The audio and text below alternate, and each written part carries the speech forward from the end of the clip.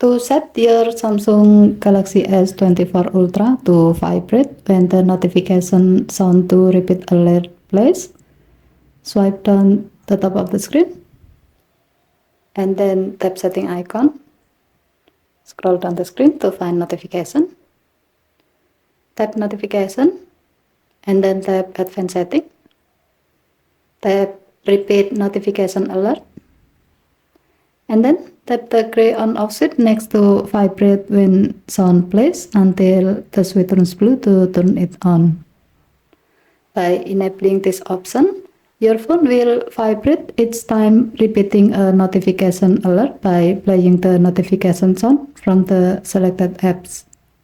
As a note, to make this feature work, make sure that the selected apps are set to alert and the notification sound is not mute. Okay, thank you for watching. Have a nice day.